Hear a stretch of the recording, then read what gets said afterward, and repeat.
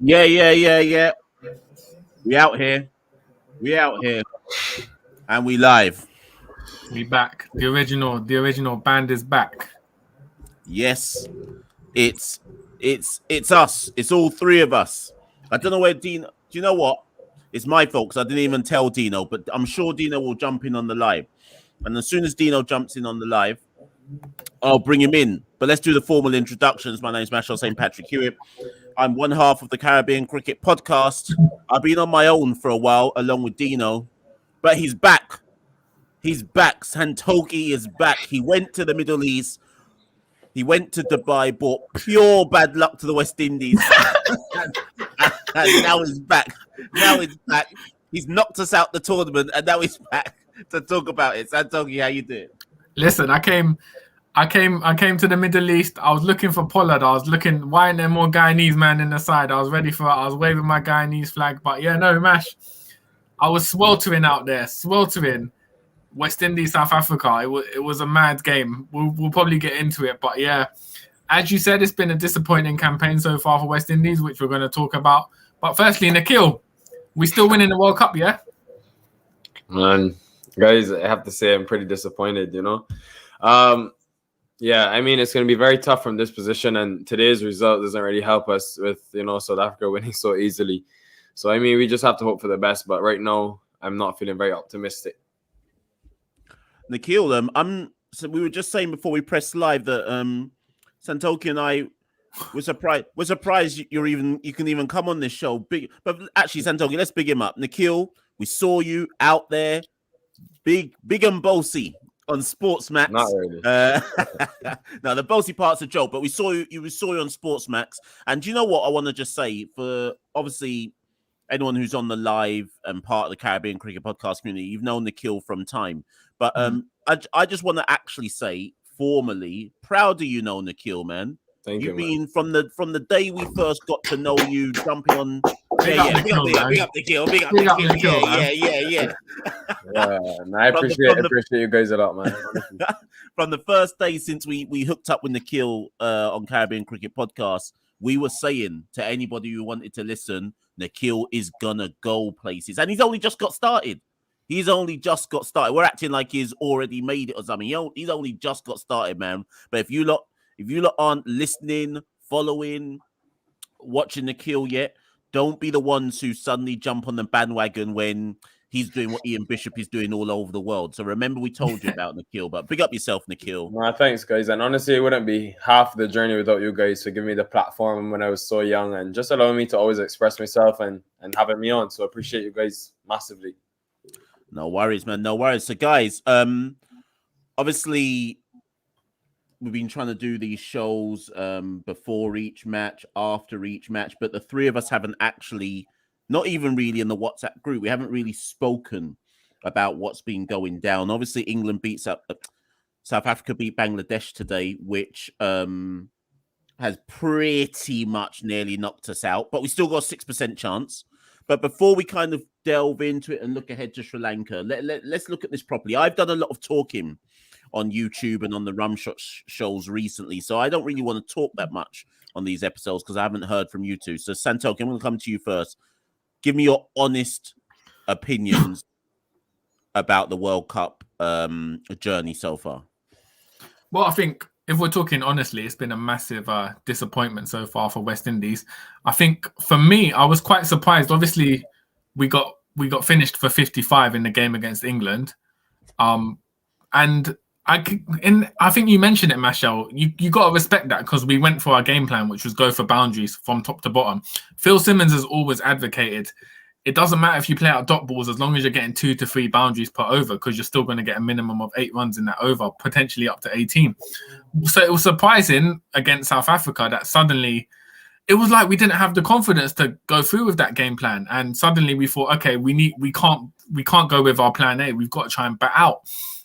So for me, it's strange that considering our legacy in recent World Cups, T20s, we've suddenly gone back on what made us successful, the boundary rate, and we've tried to play a game where you're trying to rotate strike or play out dot balls as well. So for me, psychologically, I've not understood why we've kind of regressed to that. So it's been interesting. Obviously, as you said, we're essentially eliminated from the World Cup because it hasn't paid off. But I feel like if we had gone for that boundary percentage game against South Africa, we would have won. Anything above 160, I feel like we would have won against South Africa. But obviously with the infamous Lendl Simmons innings as well, kind of summarising our new change of philosophy. It's kind of interesting if that's kind of something which came from Phil Simmons or if the players took onus on that themselves to kind of, we can't get out for 55 again. We can't risk it. We've got to try another game plan. So for me, it's been a confusing World Cup campaign, but also obviously very disappointing because we had high hopes for the West Indies.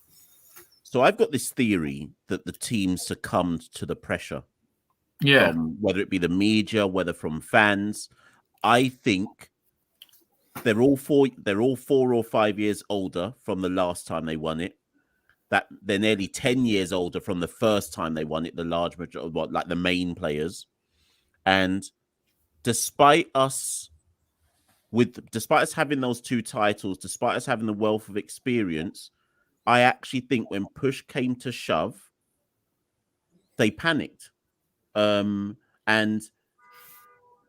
as you said, Santokie, that Simmons innings, he just got stuck. And the joke is with that South Africa game, all Simmons had to do was go run a ball. And we probably would have won that game. So as much as people have cussed them out, you literally, instead of Simmons going 16 off 35, if he goes 35 off 35, we probably win that game. And it's actually a very fine margin that leads to the defeat in the South Africa game. But before I go to Nikhil, you were actually there, though. We were watching on TV, wondering what the hell was going on. Yeah. What was it like? Because you were in the good seats with the West Indian, with a few West Indian fans that were out there. So what type of cussing was going on in the ground itself? Yeah, so firstly, big up Dario, Cricket West Indies, hooked me up with those good seats. There was a lot of West Indian fans with me. To be honest, they were all positive throughout the first innings because at that point you thought 1-3. You didn't really know how South Africa would come out to bat. Obviously, South Africa were disappointing against Australia in their previous game. But I think as soon as we took to the field, it just felt flat. You felt there was no breakthrough coming from anyone. And also, it's interesting because there was probably 200 people in the whole stadium, so it was essentially a no. Shut up, behind. Only 200. Yeah, I'd say 200 in the whole stadium. So it was essentially a closed doors game. You could see Pollard getting more and more vocal, shouting at the players as the innings went on, and it was echoing around the stadium, so you could feel that frustration. So to be honest, at the Lendl Simmons innings at the time, there wasn't that much criticism. The guy next to me said it could have been a patient innings and 1-4-3 could get us over the line. But once you saw the bowling wasn't up to it and how comfortable, especially Aidan Markram, how comfortable he made it look, because the excuses we had before that were, it's a big pitch, you can't hit boundaries. Markram was smashing it over the place. Lewis had done it before, so there was obviously potential to hit boundaries. So I don't know what happened with Lendl Simmons. Like, what was his thought process for that innings? And if that obviously had a domino effect on the rest of the side. Like Pooran came out, he felt under pressure to swing. Pollard as well. So that obviously that destroyed that whole innings. But for me, the bowling was the main concern. Obviously, it just felt flat. Like it never felt like we were actually going to get any wickets, and that kind of sucked the life out of everything. Obviously, Jason Holder's come in now. I've sort of kind of revitalized the team. Yeah, every time Jason Holder gets mentioned on this podcast, the whole thing comes crashing down, But we were about to be positive, so I don't know why Jason's having to lock off the podcast for. We're about to be positive on it. Powerful man. Santokie, you there? Yeah, I cut off, man. I thought Holder locked you off, As soon as I mention Holder, it always happens. Move forward to Bangladesh. We caught life again. Versus Bangladesh. What did you think of that? Nikhil, I'm coming to you shortly. Yeah, well, to be honest, the Bangladesh game wasn't the greatest advocate for West Indies either. It was sort of Bangladesh have been awful in the tournament. It was the first 10 overs of our innings were dreadful. I was thinking, what is the game? What is going on? We've suddenly gone from a team going for boundaries all the time to sort of playing out as many dot balls as possible. So again, we lost confidence in who we are, which, Machel, as you alluded to, we're an experienced team, so it's kind of strange that we have had doubts in our kind of game plan. I don't know what's gone on there, but for me, the Bangladesh game, although it was a win, it wasn't a confidence-inspiring win. It was like we scraped over, literally last ball win, we scraped over the line against the worst team in the Super 12s. Yeah, let us not front on that. Well, maybe Scotland, but Bangladesh have been dreadful, and we did only just scrape over the line. But Nikhil, you've been covering the World Cup a lot in lots of different places. Obviously, Santokie's given his views. How have you found it, the 3 games, and where you think things went right, wrong, so on and so forth? Yeah, I think it's been interesting. I could sort of agree with Santokie in the sense that, it's been a confusing campaign, but I'm not going to say that I think the whole strategy necessarily changed, because I think in that game, the West Indies, I don't think they necessarily, I mean, of course, with Lando Simmons 16 from 35, you definitely saw a change of approach, but I wouldn't go as far as to say they stopped trying to hit the sixes. I still think they did. What I think happened was, initially we thought that surface was a bit too paced. Saw a lot of, balls beating the outside edge. And then Pooran came in and struck 4 sixes. Jason Holder got 2 and Pollard got 1 towards the end. So I don't know if it's a case of necessarily, stopping, trying to change the mentality. Where I think we've sort of fallen short in this campaign is we haven't batted as a team. In that first game against England, it was just really disappointing. Yes, you lost the early wickets, but it just never seemed like anyone would put their hand up. Then you move to the South Africa game, where I thought we should have got maybe 10 to 20 more runs. You look at the Simmons innings as something that could have made a difference. I think this last game against Bangladesh probably was the only time we finally, came to the fore. I think Roston Chase's inclusion, I've been calling for him to have played the first game simply because I look at the construct of how this team was built. And I just felt you need to have that someone there. But that being said, I don't think it was, as I've said multiple times, I don't think it was just a Roston Chase problem, because you can't not count that Nicholas Pooran performance where he got 40 and 22 deliveries. Without that, the West Indies wouldn't have been anywhere close to getting a competitive score. So I just think in that game, the West Indies sort of batted, with a lot more responsibility. And I mean, as you said, Santokie, it wasn't ideal. My biggest problem has been in the batting department is the starts. 3 scores in the power play, 31 for 4, 43. Without loss. That was the South Africa game. And then in the Bangladesh game, 29 for 2. When you look at sort of how the IPL went and how this World T20 is going as well, the teams that win the power play go on to win the game more than 80% of the time. So if you have a start like that, you're already 3 down in the power play. In T20 cricket, we know that's almost like a cardinal sin. It's so hard to recover from that. So I just think that's been the major problem. It could be, as you said, Santokie, confusion, whether we go too hard as we did in that England game. I was going into the tournament, I thought we could have actually sacrificed 1 or 2 wickets because of how deep our batting lineup was. Then we lost Fabian Allen. There was no Jason Holder. You started to wonder, etc. So I've been pretty disappointed. I do think I agree with you, Mash, in terms of the expectation. I think as defending champions, there's a big burden weighing on their shoulders. But that being said, we're experienced players that have played all around the T20 circuit and have played how many international games? Dwayne Bravo, Kyron Pollard, the Gales. So should expectation really be bothering them? I'm not sure, but yeah, I just think all in all, disappointing campaign, and I just think we sort of got a culture shock because we played Australia early in the year, we beat them, and we probably came into this, but this is a completely different Australia team with Warner, with Smith, with Finch, etc. Start their full bowling attack.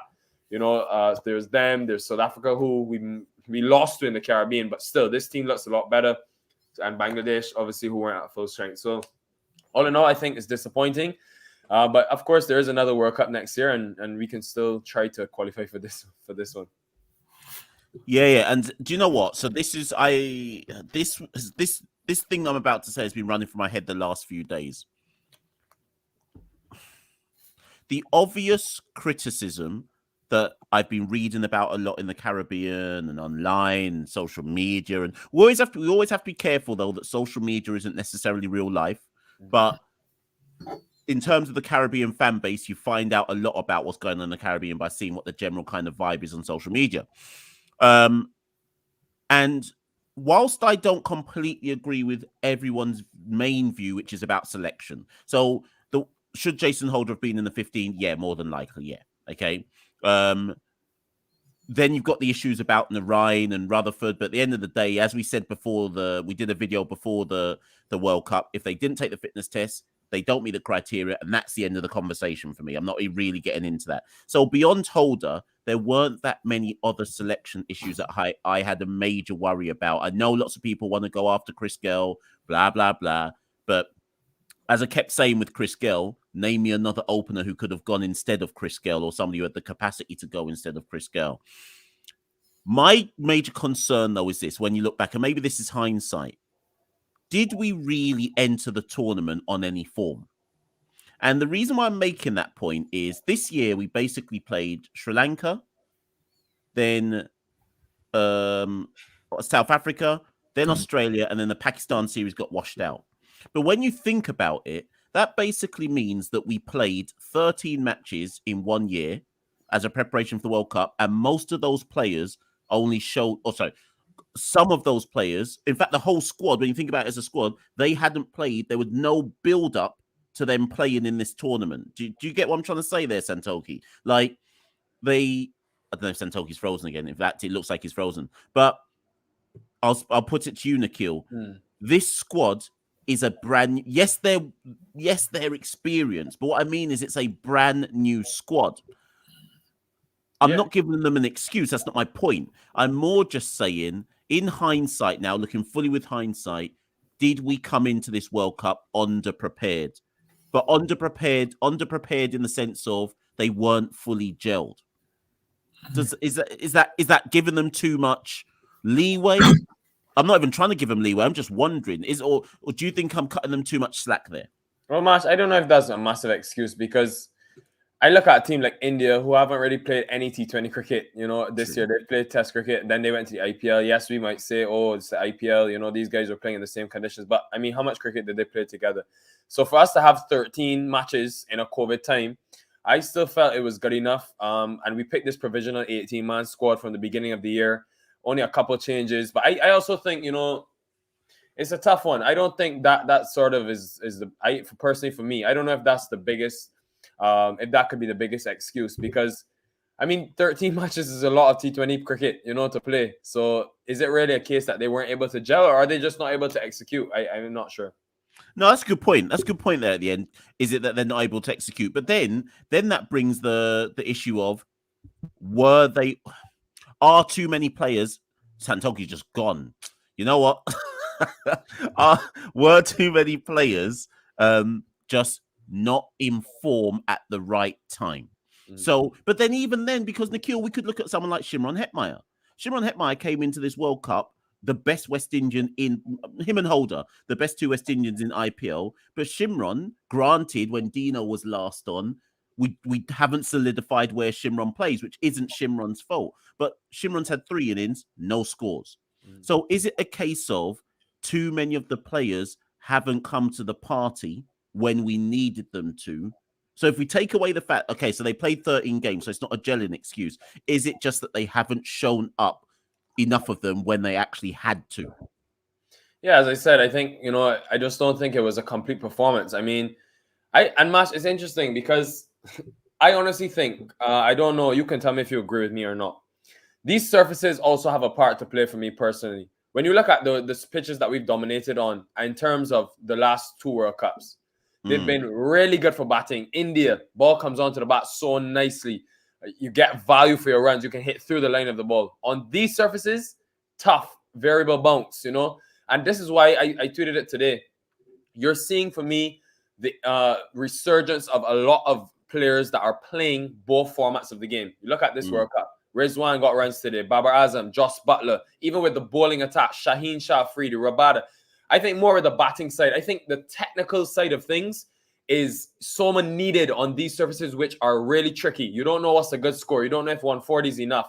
They're so hard to predict because of the amount of cricket that have been played on it. It's just something I thought about today. I don't know if it's necessarily true, but I just think based on the trickiness of these surfaces and the trends of seeing all these players that play across the 3 formats or play the longer format of the game, when you look at the West Indies, how many of these T20 players play Test cricket, or how many of them play even ODI cricket? Maybe Jason Holder, 1 or 2. It's not even like, so I don't know. Don't get me wrong. We have T20 specialists, and that's okay. I just wonder if the change in surface and the difficulty that it's been presenting, because we saw it in the warm-up games as well. We struggled. Gale got 20 and 30 balls.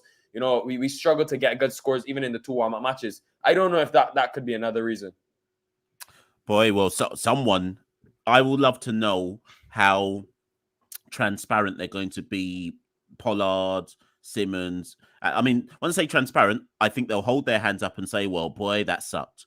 But I don't know if even they are going to be able to pinpoint what specifically went wrong. I am still saying that I think, believe it or not, pressure got to them. The weight of expectation. Remember, 2012, no one thought we'd win it. Even in 2016, no one thought we'd win it then. Whereas 2021, we've actually gone in, despite our ranking, we've gone in as expecting to be one of the favourites, which, in my experience, is the first time in the 2020 World Cups where we've gone in with people going, yeah, this might be the West Indies year. And I just wonder if they've fallen on, and again, I go to that point of they're all older now, and I just wonder if the weight of expectation, they just haven't been able to, enough of them haven't been able to execute. And although Santokie said Bangladesh were poor, I got your point that you raised, Nikhil, and I think we raised it on our Twitter feed as well. Bangladesh was the first game where more than a few players executed what they're supposed to do. So it's, to me, it's no surprise that's the one game that they've managed to win. Let's talk on. Let's give some flowers to Jason Holder, because although I spoke about the game with Dino after we beat Bangladesh, we can focus on Holder in particular, because Roston, you were calling for him. In fairness, I was calling for him as well. Maybe not in the first game, but certainly versus South Africa, I was calling for him. In fact, no. Do you know what? It's not that I didn't call for him in the first game. I just knew he wouldn't play. That is a slightly different thing. I just knew they wouldn't pick him. Second game, I said, you better bring in Roston. But let's focus on Holder. Now, you, myself, boy, Santokie, and I don't know what Santokie's doing. He's just coming in and out of here. Like, he's just messing up the whole thing. Listen, Wi-Fi is having a nightmare today. But yeah, so hopefully it should be back. I've changed rooms, guys, so should be back. Where are we at now? Talking about Holder. We're just about to give Holder his flowers. And Okay. I'm letting Nikhil do it. So, Nikhil, you, myself, and Santokie did a live before the World Cup started. Jason had just done well in IPL, and we were talking about why was Holder not there. And in fairness, we all said, well, boy, Holder should really be there. I went back and watched the video. Santokie said, Shane Thomas should be out. You said Rampal should be out for Holder. But ultimately, both of you said Holder should be there. And then, in fairness, I laughed and said he's not coming in for anybody, because I just knew he wouldn't.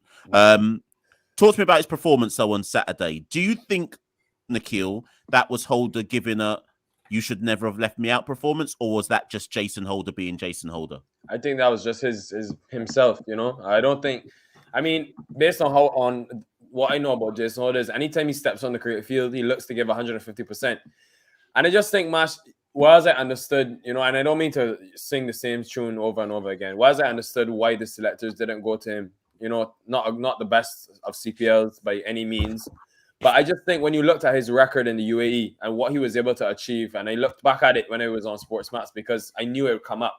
15 T20 matches, 28 wickets at 16.5. And then in the batting side of things, average of 23 and a strike rate of 130. I just find, you know, we have to sort of pick teams based on conditions. And yes, he struggled at the CPL, but just based on what he was able to achieve at that IPL in those 8 matches, the 16 wickets, I just felt he was so necessary. So for me, I wasn't too surprised. I also thought he gave the batting lineup a lot of depth. And I'm not just saying that because he came in and struck those 2 sixes. I just think when we lost Fabian Allen, you always knew the batting would be short. It wasn't that traditional batting down to number 9. And then also in terms of the bowling, I felt the power play overs, it was always an area where I was worried about with no Jason Holder or Sheldon Cottrell, because I felt you didn't have any wicket-taking option through the power play. And in this game, he came in and bowled across the phases. He gave you 2 up front and then was able to also execute at the death. So I just think he brings so many facets to the game, not to mention his fielding where he took that catch where I don't think anyone else fielding there would have taken, just simply because of his height. So I just think these things are where he sort of contributes in all the facets of the game. And for me, he's pivotal in this West Indies team. You know, obviously, I was disappointed it had to come at the dismissal of Obed McCoy, who's we're really missing, who's just been brilliant all year and worked hard to this tournament. But yeah, I think Jason Holder, honestly, you know, it was just a simple performance of doing what he does best. And I think in these conditions, he really thrives. Santokie, anything to add? I think that's fairly thorough. Yeah, I'd say that's pretty comprehensive. I think the thing with Holder is he obviously came through with the momentum at the IPL, and it was almost as if it was too late to sway the West Indies selectors' minds about putting him in the side. which again you could say it was confusing because obviously Roston Chase was fast tracked into the side. So I just think it's been a mistake. Obviously, Holder should have been in the 15 based on his performances here. But as you said, I think the real issues are losing Fabian Allen, Sunil Narayan not playing, McCoy as well. McCoy's kind of gone under the radar. We've missed him a lot, the kind of pace he brings and that kind of killer instinct. So, and also for me, Akil Hussain and Hayden Walsh Jr. Akil Hussain's kind of done his job. He's contained, but Hayden Walsh Jr. hasn't been effective at all. So we've just lacked, in UAE, we've lacked a spinner, which is a basic ingredient for success on these pitches. It's good that you've mentioned that because we kind of now need to, and lots of people now starting to do it, put them in the chat now. Before I go to that, people, if you're in the live, press like, press subscribe, all of that jazz, etc. Press that bell to get notifications. Thank you for everybody who's supporting. But let's kind of look ahead. In fact, no, pause. I was about to, and lots of you are, big up Cobus with the super chat. Thank you, Cobus. What do you think? What do you guys think your chances of beating Australia at Abu Dhabi? Listen, my thing is West Indies will now want to go out on a high. Now we know that we've only got a 6% chance. I think they'll play with a bit more freedom. Okay. My heart is telling me that they're going to play with a bit more freedom. Now that we're basically out the tournament. What do you two think? I would say it's very much dependent on the Sri Lanka result. If we beat Sri Lanka and we're still in with a chance against Australia, we're going to go hard, especially because it's Australia who we sort of have like a animosity with it historically. I think if we lose to Sri Lanka and we're eliminated, you're going to see Andre Fletcher opening. Probably Moti will come in, like we'll get finished. So realistically, I think we will probably be eliminated by the time we play Australia. So very small chances. Australia are going to be fired up because they'll be competing with South Africa for that second spot. So I'd say it's more than likely Australia would beat us at Abu Dhabi based on our current state. Yeah, I'm worried. I watched that game this morning, Pakistan, Namibia, and I saw Rizwan and Babar Azam, two of the best T20 batsmen this year, struggle to their seamers in the first 2 overs. There were 6 runs in the first 2 overs.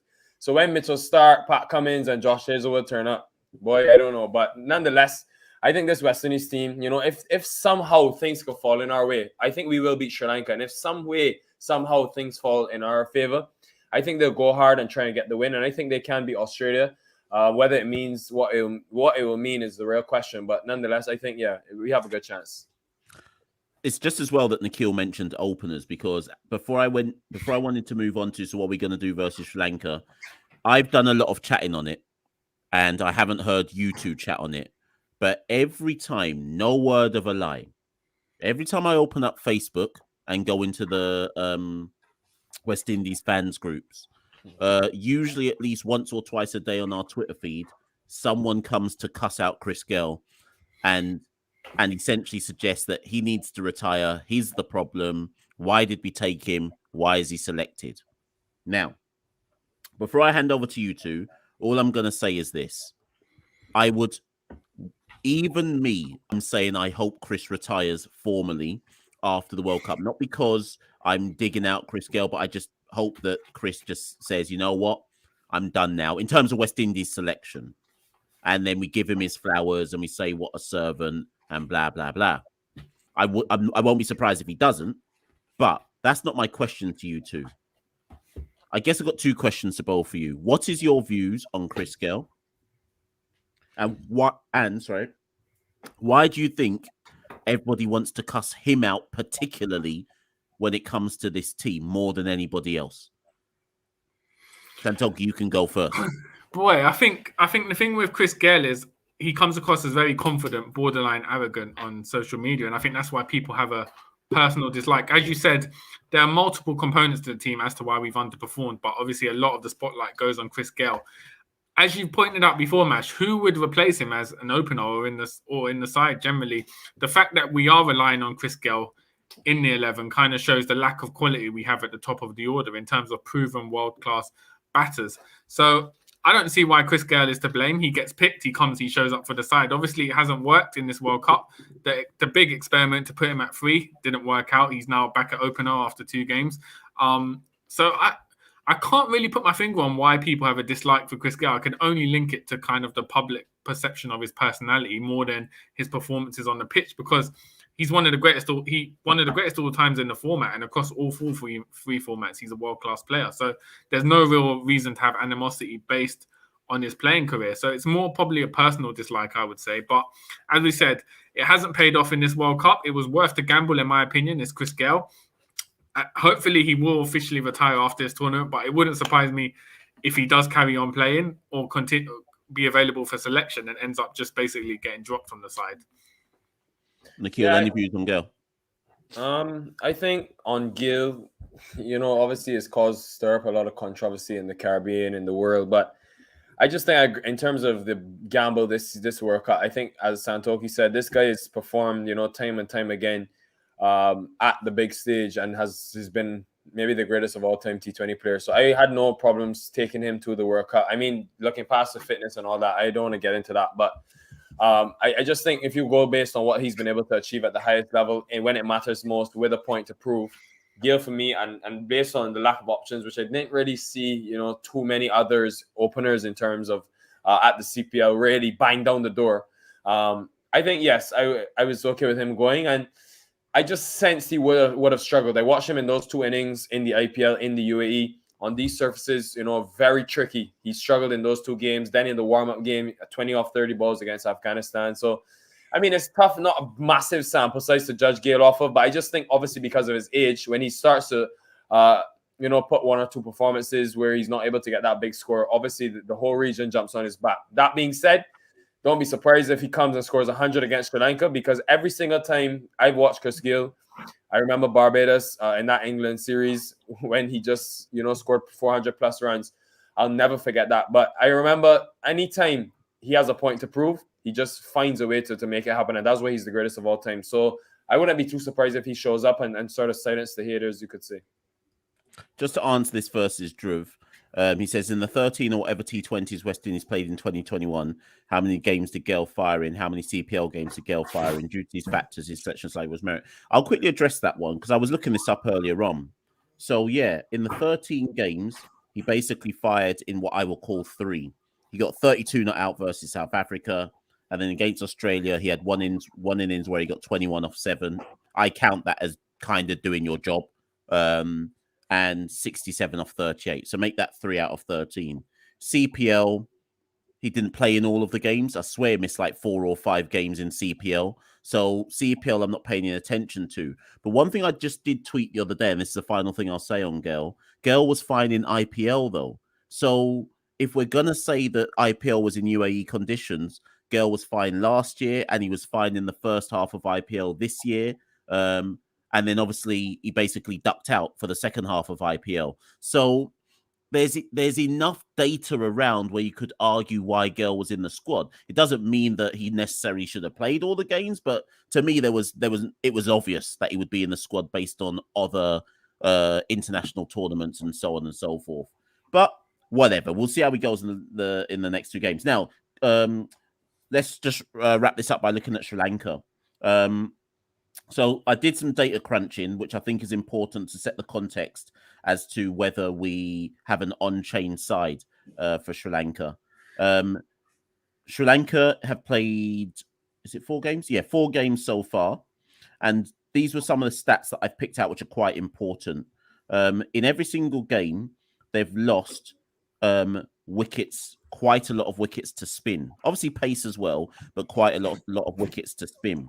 In Sri Lanka's top 7, 4 of their batsmen are right-handers, which obviously means Akhil Hussain will come into some. Akhil Hussain won't just play in the power play against Sri Lanka because they've only got 1 right-handed bat in the top 3. I think he'll bowl maybe 1 out over in the power play, then do the rest outside of the power play. But they do have 3 left-handed batsmen.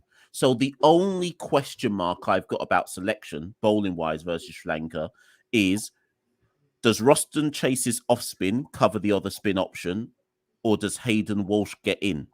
Now, before people say, why on earth would you bring in Hayden Walsh? Rashid took 2 wickets versus Sri Lanka. Zampa took 2 wickets versus Sri Lanka. Shamsi took 3 versus Sri Lanka. Not saying they're direct same bowlers as Hayden Walsh. Will they risk Hayden Walsh, do you think? That's my first question. Do you think Hayden Walsh gets in versus Sri Lanka? Either one of you. Yeah, I think Hayden Walsh comes in. I think you've got to go with spin. So I would bring in Hayden Walsh, for this one. Just load it up with spin, as you said. Sri Lanka In place of fella who, boy. though, Santokie? In place Huh? of who? Don't take Yeah, the in easy place. way I out. was going to say that. In place of who? Don't take the easy way out. Let me hear the in place of who. Let me look at the lineup 1 second. All right. In the meantime, I'll go because I'm on the other side. I'll say Yeah. I wouldn't. I mean, I think he would be really effective, and I really wanted to see Hayden at this World Cup because just based on the year of international career he had. But I just think it's tough based on the fact you lost Fabian Allen as that sort of extra batter. I think it's hard for the balance of this team. If Hayden comes in, you have to drop one of the batters. So you would see Roston have to sit or one of the seamers. I mean, to drop Rampal, then you only got the pace of Russell and Jason Holder. I don't know. So, and especially after what I watched this morning with the seamers being, that effective. So I'm waiting to hear Master Selector Santokie and the one that he pulls out. Well, Dino is actually watching, and he says no Walsh. I've got no Walsh in my team. I'm not going to lie. I'm just throwing it out there just to say it's a consideration to possibly have Hayden Walsh. It could. You know what? If someone's getting dropped, it could very well be DJ. What? What? Bravo? Yeah, Bravo, man. No way. no way. But really go on. Whoa. I would, because it's for me, it's either Rampal or Bravo, but I don't know if you drop Rampal in these conditions. But yeah, I was looking through the squad. It's unlikely Hayden Walsh will come in, but if he did come in, it wouldn't surprise me if it was for Bravo. Well, listen, Santokie. If you take the batting out of Bravo, you're basically going bowler for bowler, basically. Contact says you're some extra sauce, Listen, the thing is though, it sounds dramatic, but at this point, you need some. If you want to force a result, you're going to need some dramatic changes. Okay, here's another dramatic change. O'Shane Thomas. Now, before you lot try and come for me, I'm not saying I'd get him in the team, but Dino said this on the last show that he came on. Why is O'Shane Thomas in the squad? Is he literally going to go through the whole World Cup having played 0 matches? And as Dino correctly pointed out to me, if you knew you weren't going to play O'Shane Thomas in any games, why was Jason Holder in the reserves then?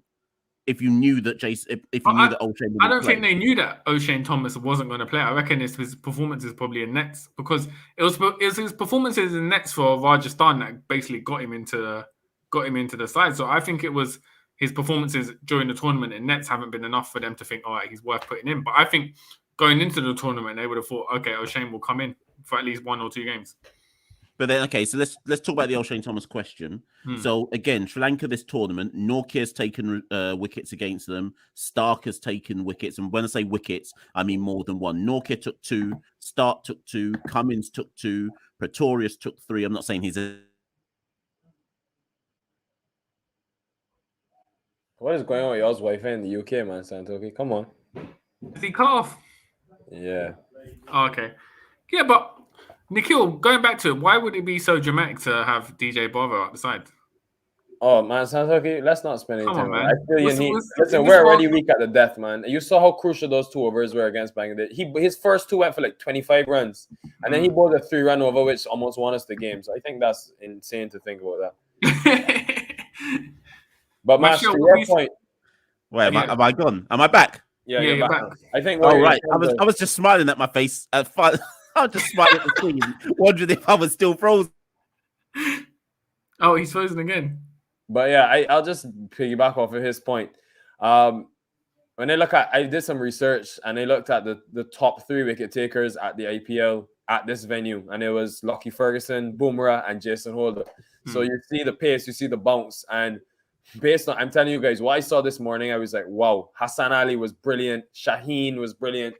West Indies played their first game at Dubai, and I was calling for O'Shane Thomas to play in that first game because I just felt he brings this X factor, this extra pace. You guys will remember the World Cup 2019. Master, you're back now. When you don't have to comment. I'm back. 2019, where he got 5 wickets and we scared out Pakistan. So I think I would have had him in the first game, but if he didn't play that first game, I find it really tough for him to get in now because it's like we literally need to win every game, and still then it's tough. It's big chance to take. I mean, if he bowls 1 over that's you're not quite there, then you have to find 3 overs from elsewhere. Can you press a puller with those 3, etc.? It's tough. Yeah, boy. I don't know what you two have been saying because all I know is my internet is ducking me in and out. So I Come on. Listen, guys, y'all are getting all this big money from the Caribbean Career Pod. Thanks to upgrade all this sponsorship and all, you know. So I don't know the next time they're gonna cut me off again. Wait, you know? hold on, Mash. I actually want to ask a question on that note. Sorry to cut you off. Yeah, go for it. But is this so-called hiatus that I saw at the beginning? Don't break our hearts, man. Is this still happening? I'm gonna put you all on the spot now and ask for the people on behalf of the people. Then, Santokie, you answer it. Boy, Mash, I thought you had the answer ready. Or I guess what we can I might say get cut out though if I try and answer it. Yeah, as you can see from our Wi-Fi connections, we're struggling financially at the moment. But we're in some negotiations. So watch this space. We can't confirm anything at the moment. That's what we like to hear. That's what we like to hear. Yeah. So keep an eye out for some news. Hopefully within the next week or so. That's what Santokie, you have my banking details, right? You have my banking details, right? I think I sent them over. So, you two have been discussing the O'Shane Thomas thing. Obviously, I've been ducking in and out due to connection. There are two other things that are worth discussing before we name our final teams, which is the batting. Chris Gale, do you keep? So I'll give you the options here. Do you keep Chris Gale at the top, or do you replace him with the Spice Man? You got to keep Chris Gale. Yeah, I think it's tough. It's also tough to ask Fletcher to come in and just start firing at this stage. It's not something I think he can do it. He's been very successful at the T10, but I mean that is the T10, and I mean yes, it's in Abu Dhabi, but it's the T10, and this is the World Cup. So I mean, it's worth the risk if you want to, but I think it's tough, man. I would probably stick with Gale as well. Yeah, and Contact basically has said why I'm sticking with Gale. If there's one thing, with all due respect to Spiceman, he can't do, it's get off to a good start. But it's basically 6 or out, and more often than not out with regards to Spiceman and spin. So I think you have to stick with Gale based on that metric, unless of course you go back to Simmons. But I don't. I after that match losing innings, I don't see Simmons getting another play in the tournament. And then the only. No, I think that basically then I think that's the only other question mark in the team. So I guess. Sorry, go on. I just have a suggestion to make. You guys tell me what you think. For this game, if I was Phil Simmons or Kyron Pollard, and obviously I'm not, so could be way over the top. I would have Jason Holder. If let me say this, if we lose 2 wickets in the power play again, I would have Jason Holder based on the fact many will remember the Caribbean series when he was not out in every single T20 game and won us the majority of them with the bat in hand, whether it was a supporting role. Many will remember, shielding Fabian Allen from facing Hasaranga. I think against this Sri Lankan attack, which obviously is so spin dominant, they're excellent. Theek Shanna has been brilliant in the initial phases, the qualifiers. Hasaranga is now coming to the fore with both bat and ball. I would, if we lose those early wickets, have Chase at 3 and send Jason Holder at 4, because I think those are two out of the 3 best players of spin. But if we get off to the good start, I'm all happy with keeping it the same and letting the Hetmeyers and the Purans come, because I think personally Hetmeyer is arguably the best player of spin in the team. Now, this is a good point. I agree with Contact here. This is the only problem. If Holder goes up the order, what's the point of having Chase in the team? So I'm not disagreeing with you necessarily, Nikhil, because you're right. On that Sri Lanka series, Holder was crucial coming up to float at the top because of how good he is versus spin. He's got the long levers with the arms, he can smother it, etc. But isn't Chase supposed to be doing that? And that was the only reason, actually, funnily enough, before the Bangladesh game, when I did the video on the Bangladesh selection, I said I thought Chase might not get in the team because Holder was definitely going to get in the team. And I saw Holder actually doing Chase's role with the bat, but ultimately they went with both Chase and Holder. And I distinctly remember, Mash, that before the CPL, we all discussed that we all fancied having Jason Holder split Hetmeyer and Puran. This was before Roston Chase came into the fore. Exactly. South Africa series. Yeah, so it's I guess you leave Holder down the bottom as a lower order hitter, but the other alternative you've got is if Chase came in, because remember against Bangladesh, Chase came in at 3, which was surprising to me because I actually thought they'd send Hetmeyer before they sent Chase, but Chase came in early, right? The other option is if Chase comes in early and gets out early, you have the option to send Holder to basically do Chase's role anyway. So I think you basically have Holder as a floating backup option, depending on what happens with Chase. But yes, this is the other issue I forgot to mention. What if Pollard's not fit? Yeah. Then that would change the dynamics of the side. So if Yeah. Pollard's not fit, what would you do then? We don't even have any out and out, genuine all rounder to come in and replace him. So I probably would have to err on the side of, it probably comes down to the decision. Well, do you play the extra spinner or do you play Fletcher? I think I would play Hayden Walsh Jr. because, not for his batting exploits, but I just think I would have to just pray that the batting could come to the fore and then leave the likes of Holder, Russell at the lower order and ask them to hit and finish the innings. Maybe Pooran at 6 as well. Because I think, it's still a lot of batting. It's still plenty batting in this team. Even though they haven't been firing and it looks weak. We have batting to 8. Dwayne Bravo comes in at 9. So I still think, with Hayden, who's showed that he can bat, I would probably go with Hayden, yeah. Because since we have no other option. Well, we're going to need the batting because I think we need to win by 60 runs. So we need to score probably about 200 and bowl Sri Lanka out for 140. That's if we want to mathematically stay in the World Cup. So it's going to come down to firstly winning the toss and deciding that we want to bat first and then putting up a big score of around 200. So the batting's going to have to fire. Listen, I don't know is the answer to that question. But what I do know is that I would probably play. I think Pollard will play anyway, even if he's only 60% fit. I think Pollard would rather play, go out and try hit some sixes and then just not field rather than let somebody else come into the team, because the upside of Pollard being able to hit, 30 or 12 or 14 probably beats anybody else coming in to make 2 off 20. So I raise it because it's a possibility, but I suspect that Pollard will actually play. But just to clarify, for those who do want to know, Santokie posted it earlier on and I can't find it now. But Santokie did. Oh, here it is. So this is via Cricinfo, but Santokie's taken out the main quote of it on our Twitter feed. So even if West Indies win their last 2 games by a combined margin of 120 runs, so that's a 60-run victory versus Australia and Sri Lanka, they would still need South Africa to lose by at least 22 runs to then go past South Africa on net run rate. So basically, we've got a 6% chance.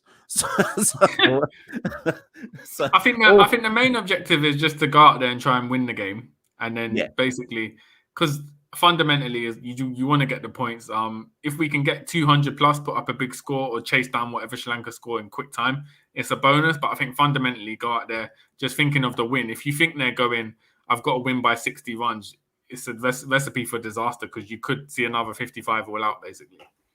So last question, and then we'll close this off. And thank you everyone, like I say, who's joined, etc.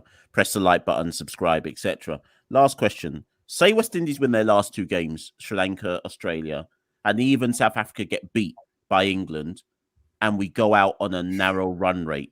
Do you think the team would be forgiven, or would they still get cussed out for getting knocked out? Where do you think people would stand if that's what happened in the end? I think people would get cussed out. Because basically, T20 is essentially the pride of the region. It's the one thing where we win tournaments. So they were expected to get to the semi-finals as a minimum. I think all 3 of us here expected West Indies to at least get to the semi-finals.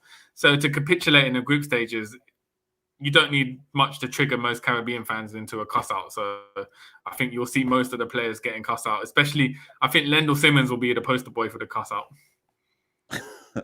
Nikhil, you've forgiven them if they end with 3 wins and 2 defeats and lose on net run rate? I think there'll be disappointment. At the end of the day, it's T20 cricket and it can go either way on any day. So it's tough to say. But I think based on the way they've come in, they were probably expected to get through and there will be disappointment in the region, but we'll have to move on. I mean, nothing we can do about it now. It's just hindsight. Yeah. Dino has raised it, but Dino, we're going to do a video on this one. You're probably going to be there for it, but is this a change of the guard? Santokie and I have been talking about this, but we got a different video plan for that one, so we won't go too into that just yet. Gerald, the game's on Thursday, so he's got a date. He's got 2 days to try and sort himself out. Oh, wait a minute, I didn't know this. Dhruv, not sure if anyone read up on it. We actually need 2 wins to qualify for the Super 12 stage of the next World Cup. The top 8 ranked teams at the end of World Cup get automatic qualification. I actually didn't know that. Did you know that? I didn't know that either. Drew, are you sure about that? That's news to me, you know. Yeah, I think I need to do some research on that because I don't know if the cutoff is the end of the World Cup, and also I got to look at the rankings as well because No, it's not. It's definitely not, because when Namibia qualified for the Super 12, they said that they'd made it to the 2022 round. I think the Super 12 all go into the next round. No one's getting cut from that.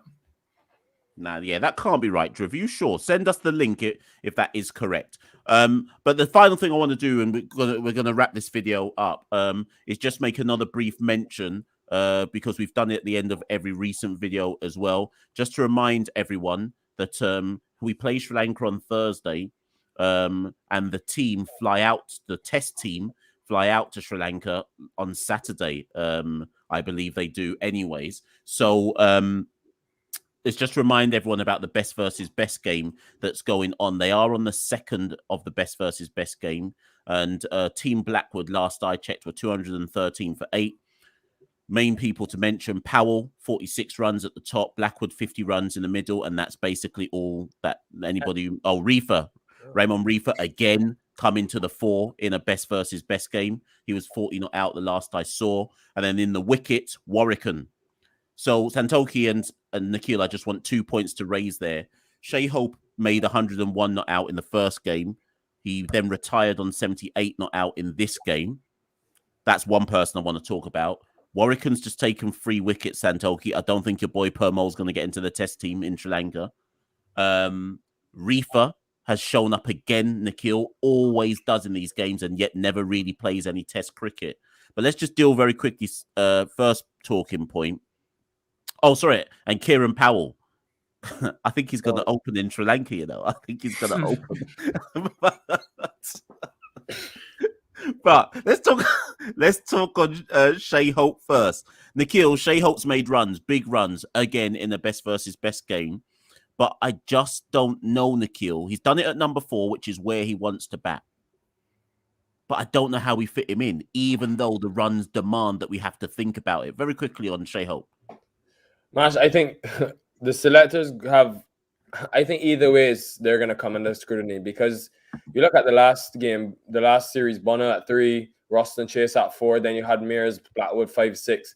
Don't forget, Shamar Brooks scored 100 in the last best v best game. Then Nkrumah Bonner has come and scored 100 in the first one here in Antigua, and then we've had Shea Hope get back-to-back runs in that 100 and then the 78. I think based on, I mean, it's not a question that I want to even begin trying to answer, because I have no idea. I haven't even been able to give it much thought because of, I guess, the World Cup coming thick and fast. But it's very hard to leave out a man in this criteria that you say, with no first class cricket, no 4-day cricket. He comes and scores 100 and then 78 not out.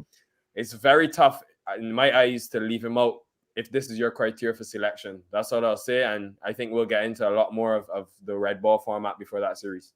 100%. But Santokie, do you see my point though? Because for Hope to begin, someone out of Bonner, Chase, just thinking of the top 7 last time, Bonner, Chase, Blackwood, Mayers, Holder. Yeah. Do you see what I mean? How does Hope... Who would only drop him for Hope? I mean, if Chase and Holder don't go... Yeah, if Chase doesn't go to Sri Lanka because of the World Cup, then that could potentially give an opening for Hope. So we'll just have to see who kind of, if Holder and Chase kind of commit to the Sri Lanka tour first, I guess. Then the second talking point, Kieran. Let's go to Kieran Powell. So because Hope played at number 4, I've been looking crucially to see, well, who's been opening in these best versus best games. It's been Kieran Powell, Shane Mosley, obviously Craig. We know Craig's spot is secure, and Solizano. Solizano just made 70 odd in this game. Powell's made 46, and then in the last game, I think Mosley made 39. Who's opening in Sri Lanka? So then one tell me he's opening. Big up Solizano, man. Let's just put him in the side, man. I can't be dealing with Kieran Powell again opening, you know. It's tried and tested, it hasn't worked out. Let's go Solizano, man. But remember, Santokie, when we had Kieran on the podcast, he has played in Sri Lanka, so maybe that's what they're going with, that they'll be like, well, actually, he's got experience in those conditions, so that's why we're going to give him the chance again. Yeah, good luck, man. That experience will get him a 15 instead of a 10, but we'll still see him back in the pavilion early. So for me, I'd like to see someone fresh, but it's kind of similar to the Chris Gale conundrum in T20s. No one's really stood out, so Kieran Powell's the incumbent at the moment. Nikhil? Ask me after tomorrow. Let me see the last day of this best v best game. But I have no words for this. I think for me it has to be somebody new along with Craig Brathwaite. I just think it's been 28 test matches now. I think it was 26 before. And we know what we're getting. So it's a tough one. I think you need a change at the top. Whether that be Shane Mosley or Jeremy Solozano, the two that we've seen in this best v best game. I obviously, people know my sentiments when it comes to Mosley. I didn't feel he should have even been dropped initially. But nonetheless, we've had a whole year, and I think things have been proven. And it's tough. I'm not going to say it's tough on these players. Don't get me wrong. They haven't played any cricket. A lot of these players, I can speak for Barbados especially, there's COVID.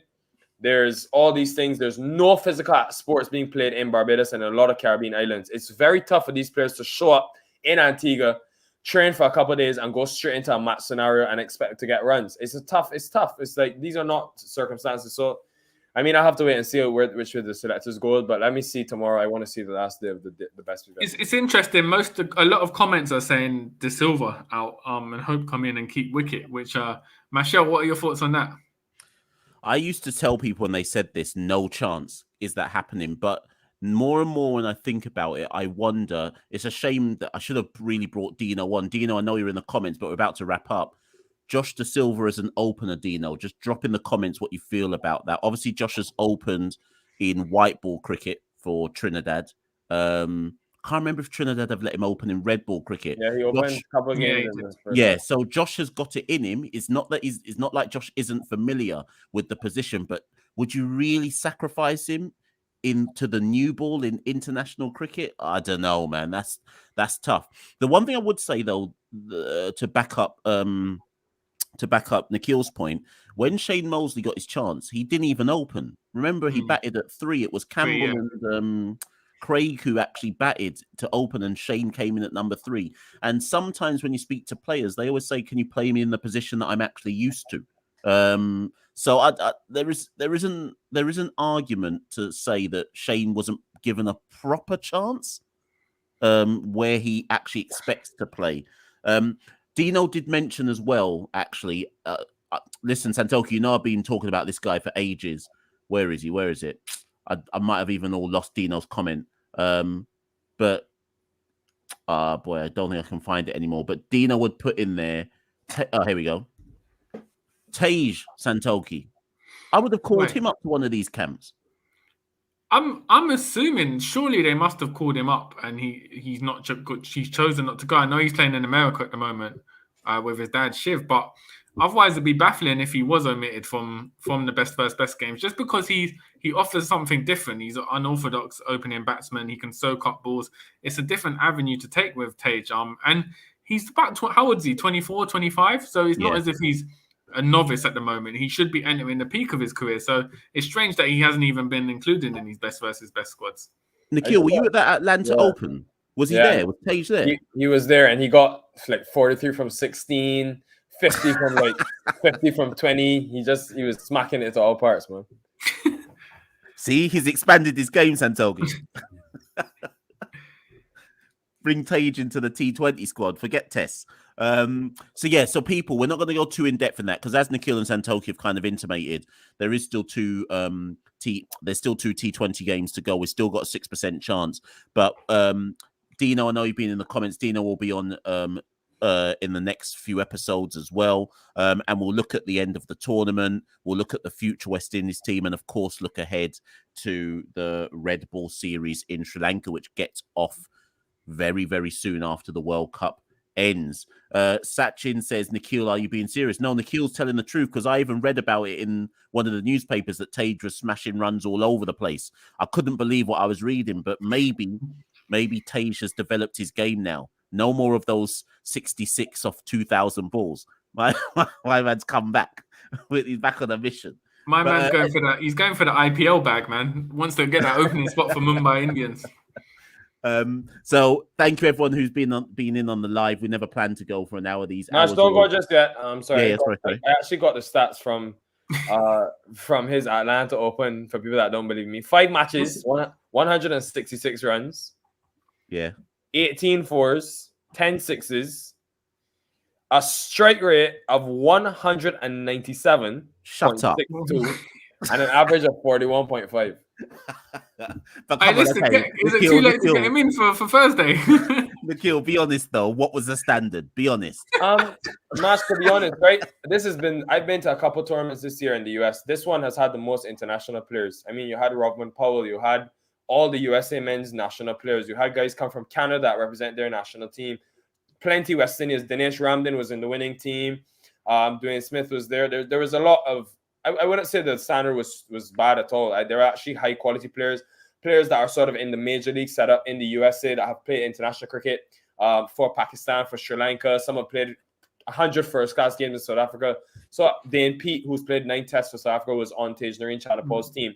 But obviously, you will get those bowlers who are, at the amateur level, because some teams do come in just to play for the fun of it. But nonetheless, this is a guy that everybody teases about, soaking up all these balls and all that. Nikhil, a strike rate of 190.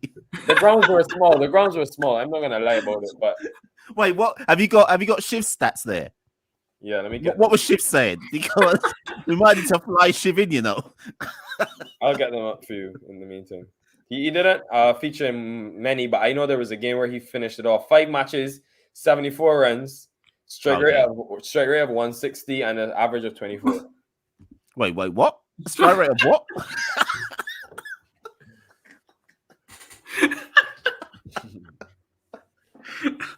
No, I'm done. I'm done. Did you say strike rate of 160? Yeah. No. We need to find Shiv right now. Shiv, man. And listen, he looks in great shape. I mean, it's funny because as soon as he finished batting, he had to spend like 30 minutes before he could even take off his pads because everybody, like hundreds of people were just coming up to him asking for pictures and stuff. So he's really obviously we know the legend that he is, but it's great to see him sort of just giving back to the game and helping a lot of the youngsters in the USA set up, sort of familiarize with international cricket, etc. Listen, me and Mash were going to do a video about the future of West Indies T20 side. It might just have to be Shiv and Tej opening in 2022 with those stats. I think Shiv does live in the US though. I think like he's based out there. Surely, I believe so as well. Right. Anyways, although Dino ends on, in fact, that's the best comment probably end on. Shiv should probably be the test batting coach, and it's worth pointing out to people as well that if I'm not mistaken, Shiv is one of the West Indians who is doing the level 3 coaching at the moment to upskill himself. So it wouldn't surprise me to see Shiv be taking on a more senior role in West Indies cricket sooner rather than later. Shiv should just bring his batting machine, to be honest, to West Indies games. But anyways, ladies and gents, we're going to call it a day there because as ever, these things always go long and we don't know how they go so long. It's always based on your comments and based on your interaction as well. Thank you for being part of the show. We'll have another one on the Thursday after the Sri Lanka game. Remember to follow Caribbean Cricket Podcast, follow Nikhil at Nick Uttam on Twitter, Facebook, Sportsmax, America, Canada, everywhere. Anywhere there's cricket, Nikhil is there. You just need to go and find him. Okay. And thank you everyone for tuning in, and we'll see you soon.